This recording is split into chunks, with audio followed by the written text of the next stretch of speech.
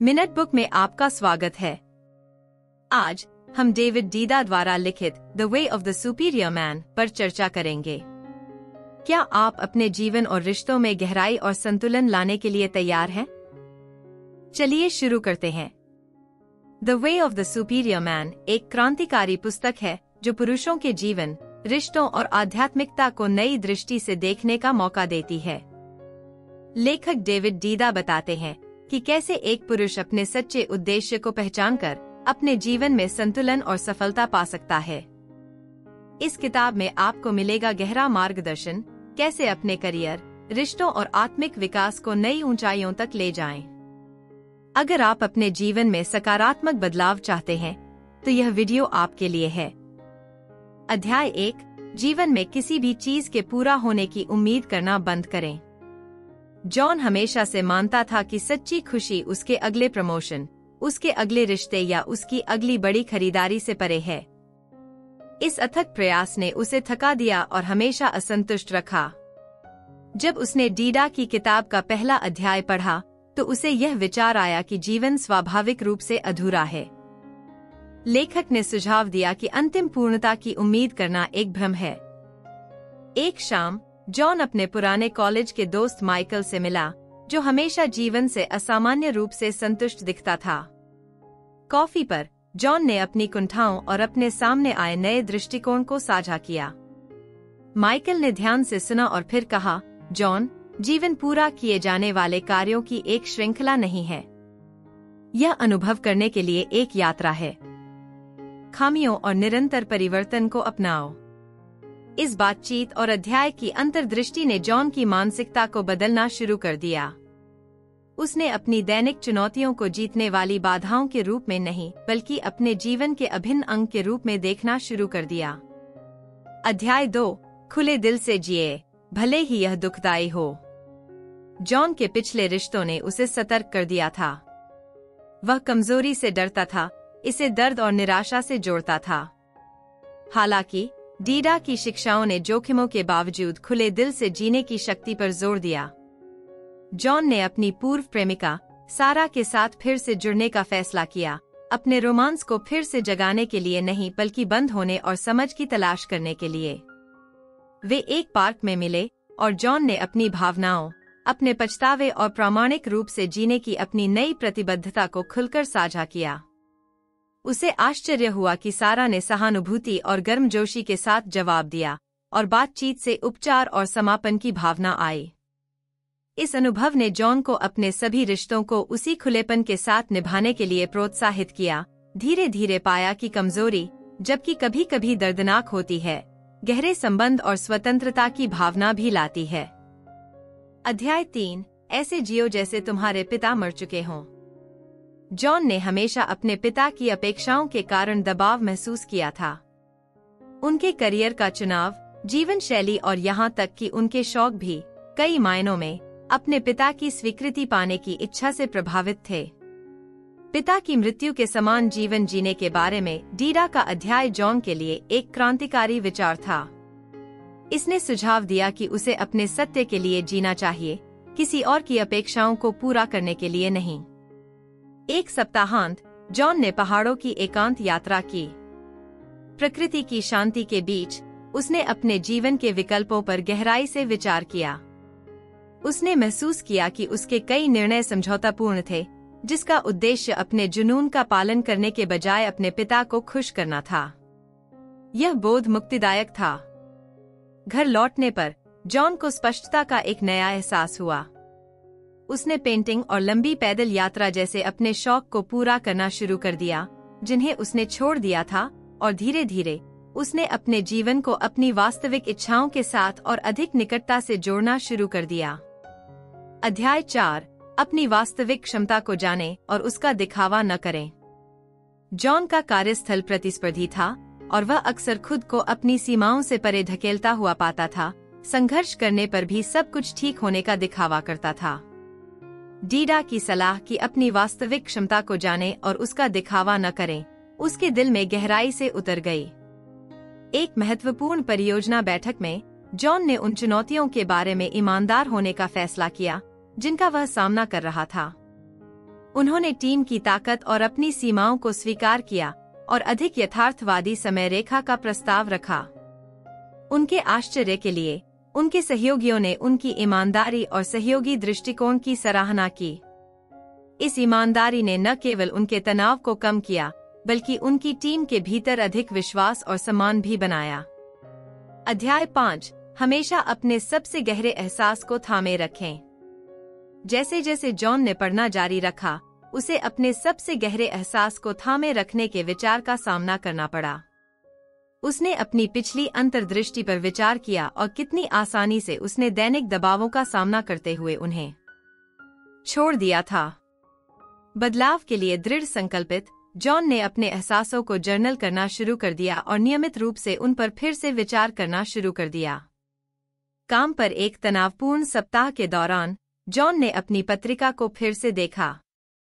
अपने पिछले प्रतिबिंबों को पढ़ने से उन्हें परिप्रेक्ष्य हासिल करने और अपने मूल मूल्यों के प्रति सच्चे रहने में मदद मिली, तब भी जब बाहरी परिस्थितियां चुनौतीपूर्ण थीं।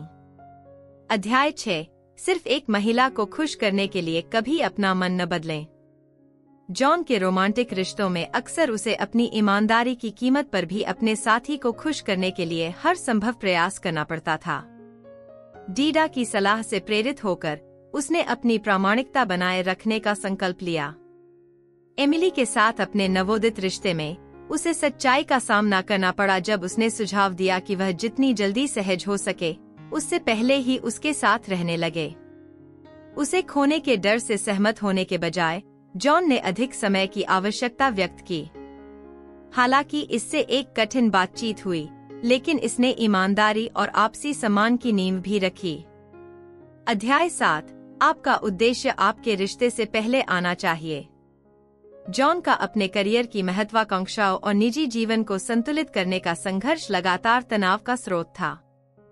डीडा का सिद्धांत कि एक आदमी का उद्देश्य उसके रिश्ते से पहले आना चाहिए, उसके लिए एक चुनौतीपूर्ण लेकिन ज्ञानवर्धक अवधारणा थी। उसने अपने व्यक्तिगत विकास और करियर के लक्ष्यों को प्राथमिकता देना शुरू कर दिया, यह सुनिश्चित करते हुए कि वे उसके वास्तविक उद्देश्य के अनुरूप हों। इस बदलाव ने शुरू में एमिली के साथ उसके रिश्ते में कुछ खटास पैदा की, लेकिन समय के साथ वह उसकी स्पष्टता और उसके विकास के प्रति प्रतिबद्धता की सराहना करने लगी। अध्याय 8, अपनी सीमा से परे झुकें। जॉन को एहसास हुआ कि सच्चा विकास खुद को लगातार चुनौती देने में निहित है। उसने ऐसे प्रोजेक्ट शुरू किए जो उसकी क्षमताओं को बढ़ा सकें और अपने आराम क्षेत्र से बाहर के अनुभवों की तलाश कर सकें। बड़े दर्शकों के सामने बोलने के डर के बावजूद वह एक सार्वजनिक भाषण क्लब में शामिल हो गया। प्रत्येक भाषण ने उसे अपनी सीमा से परे धकेल दिया। धीरे धीरे उसका आत्मविश्वास और कौशल विकसित हुआ। अध्याय 9, प्यार के लिए करो। जॉन की प्रेरणा अक्सर डर से उपजी थी, असफलता का डर, अस्वीकृति का डर, पर्याप्त न होने का डर। डर के बजाय प्यार के लिए सब कुछ करने की डीडा की शिक्षा ने जीवन के प्रति उसके दृष्टिकोण को बदल दिया। उसने अपने काम, अपने रिश्तों और यहाँ तक कि अपनी दैनिक दिनचर्या में भी प्यार भरना शुरू कर दिया। इस बदलाव ने न केवल उसे अधिक खुशी दी, बल्कि उसकी बातचीत को और अधिक वास्तविक और संतोषजनक बना दिया। अध्याय 10, अपने दोस्तों की आलोचना का आनंद लें। जॉन हमेशा आलोचना के प्रति संवेदनशील रहे थे, इसे व्यक्तिगत हमले के रूप में देखते थे। हालांकि विकास के साधन के रूप में दोस्तों की आलोचना को महत्व देने के डीडा के दृष्टिकोण ने उनके दृष्टिकोण को बदल दिया। उन्होंने अपने करीबी दोस्तों से फीडबैक आमंत्रित करना शुरू कर दिया, उनकी आलोचनाओं को सुधार के अवसर के रूप में देखा। इस खुलेपन ने उनकी दोस्ती को मजबूत किया और उनके व्यक्तिगत विकास को गति दी। अध्याय 11, यदि आप अपना उद्देश्य नहीं जानते हैं तो इसे अभी खोजें। जॉन ने महसूस किया कि अपने करियर की सफलता के बावजूद उन्होंने वास्तव में अपना उद्देश्य नहीं खोजा था। उन्होंने आत्मखोज की यात्रा शुरू की, विभिन्न रुचियों की खोज की और इस बात पर गहराई से चिंतन किया कि उन्हें क्या संतुष्टि मिली। उन्होंने कार्यशालाओं में भाग लिया, व्यापक रूप से पढ़ा और नियमित रूप से ध्यान किया। धीरे धीरे उन्होंने युवा पेशेवरों को सलाह देने के लिए एक जुनून का पता लगाया, दूसरों को उनकी क्षमता की ओर मार्गदर्शन करने में अपार संतुष्टि पाई। अध्याय 12। अपने जीवन में सब कुछ बदलने के लिए तैयार रहें। जॉन की यात्रा के लिए उन्हें पूरे दिल से बदलाव को अपनाने की आवश्यकता थी। वह एक नए शहर में चले गए, करियर बदल दिया और उन रिश्तों को छोड़ दिया जो अब उनके काम के नहीं थे। अनिश्चितताओं के बावजूद अपने जीवन को बदलने की इस इच्छा ने उनके सच्चे सुख के साथ गहन विकास और संरेखण लाया। अध्याय 13। अपने परिवार को बहाने के तौर पर इस्तेमाल न करें। जॉन अक्सर अपने परिवार की अपेक्षाओं और जिम्मेदारियों के बोझ तले दबा हुआ महसूस करता था। परिवार को बहाने के तौर पर इस्तेमाल न करने की डीडा की सलाह ने उसे स्वस्थ सीमाएं तय करने के लिए प्रेरित किया। वह अपने परिवार के साथ खुलकर संवाद करता था, अपनी व्यक्तिगत आकांक्षाओं के साथ अपने कर्तव्यों को संतुलित करता था। इस संतुलन ने उसे अपने विकास से समझौता किए बिना अपने प्रियजनों का समर्थन करने की अनुमति दी। अध्याय 14। कार्यों और कर्तव्यों में खो मत जाओ। जॉन की दैनिक दिनचर्या अक्सर उसे अपने बड़े लक्ष्यों से अलग-थलग महसूस कराती थी। उसने अपने उद्देश्य से जुड़े कार्यों को प्राथमिकता देना शुरू कर दिया और दूसरों को सौंपना या हटाना शुरू कर दिया। सार्थक गतिविधियों पर इस ध्यान ने न केवल उसकी उत्पादकता को बढ़ाया बल्कि संतुष्टि की गहरी भावना भी लाई। अध्याय 15। अपनी महिला के लिए आसान होने की उम्मीद करना बंद करें। जॉन ने हमेशा सहज संबंधों की उम्मीद की थी। उनका मानना था कि चीजों को आसान बनाने के लिए उनके साथी को बदलना चाहिए। डेडा की शिक्षा की महिलाओं को समझा नहीं जाना चाहिए बल्कि प्यार किया जाना चाहिए ने उनके दृष्टिकोण को बदल दिया। उन्होंने एमिली को वैसे ही स्वीकार करना शुरू कर दिया जैसी वह थी, उसकी जटिलता की सराहना की और निराशा के बजाय प्यार से जवाब दिया। इस स्वीकृति ने उनके संबंध को गहरा किया और उनके रिश्ते में अधिक सामंजस्य लाया। अध्याय 16। स्त्री को समझा नहीं जाना चाहिए बल्कि प्यार किया जाना चाहिए। जॉन द्वारा एमिली को समझने के प्रयासों से अक्सर गलतफहमियां पैदा होती थीं। डेडा की सलाह को अपनाते हुए उसने उसकी भावनाओं को तर्कसंगत बनाने की आवश्यकता के बिना उसे पूरी तरह से प्यार करने पर ध्यान केंद्रित किया। इस दृष्टिकोण ने उनके रिश्ते में अधिक अंतरंगता और खुशी लाई, जिससे उन्हें करुणा और धैर्य के साथ चुनौतियों का सामना करने में मदद मिली। अध्याय 17। बड़ी उम्र की महिलाओं को उनका जादू करने दें। विभिन्न उम्र की महिलाओं के साथ जॉन की बातचीत अधिक समृद्ध हो गई। उसने बड़ी उम्र की महिलाओं की बुद्धिमत्ता और अनुभव को महत्व देना शुरू कर दिया, उनकी अंतर्दृष्टि से सीखना और उनके अनोखे जादू की सराहना करना शुरू कर दिया। इस सम्मान और खुलेपन ने उसके जीवन में विविध दृष्टिकोण लाए, जिससे उसका व्यक्तिगत और व्यावसायिक विकास बढ़ा। अध्याय 18। अपनी वासना को उपहार में बदलें। वासना और इच्छा के साथ जॉन का संघर्ष अक्सर उसे उलझन में डाल देता था।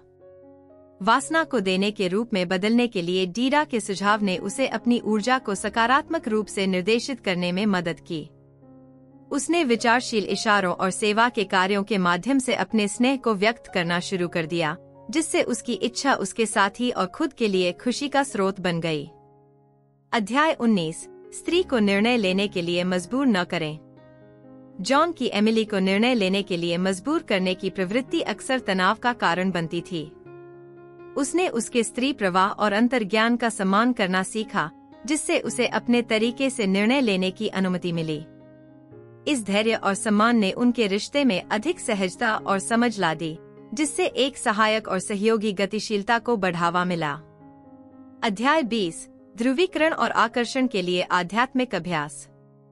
जॉन के आध्यात्मिक विकास में ऐसे अभ्यास शामिल थे जो उसके रिश्ते में ध्रुवीकरण और आकर्षण को बढ़ाते थे। वह नियमित रूप से ध्यान करता था, योग का अभ्यास करता था और ऐसी गतिविधियों में शामिल होता था जो उसकी मर्दाना ऊर्जा को पोषित करती थीं। इन अभ्यासों ने एमिली के साथ उसके संबंध को गहरा किया, जिससे उनका आकर्षण और अंतरंगता बढ़ी। अध्याय 21। स्त्री के साथ विकास। जॉन की यात्रा निरंतर विकास की थी। वह और एमिली एक दूसरे के व्यक्तिगत और आध्यात्मिक विकास का समर्थन करते हुए एक साथ बड़े हुए। उनका रिश्ता मर्दाना और स्त्री ऊर्जाओं का एक गतिशील नृत्य बन गया, जो सद्भाव और प्रेम में एक साथ विकसित हुआ। निष्कर्ष। The way of the superior man की शिक्षाओं के माध्यम से जॉन ने अपने जीवन को बदल दिया। उन्होंने अपने वास्तविक स्वरूप को अपनाया, अपने उद्देश्य की खोज की और गहरे, अधिक प्रामाणिक संबंधों को विकसित किया। उनकी यात्रा ईमानदारी, भेद्यता और प्रेम के साथ जीने की शक्ति का एक प्रमाण थी। इन सिद्धांतों को एकीकृत करके जॉन को वह पूर्णता और अर्थ मिला जिसकी वह हमेशा से तलाश करता रहा था, बाहरी उपलब्धियों में नहीं बल्कि अपने स्वयं के अस्तित्व की समृद्धि में। अगर आपको यह सारांश पसंद आया तो लाइक करें, सब्सक्राइब करें और बेल आइकन पर क्लिक करें ताकि आप कभी भी एक त्वरित और शक्तिशाली पुस्तक सारांश न चुकें। देखने के लिए धन्यवाद और अगले वीडियो में मिलते हैं।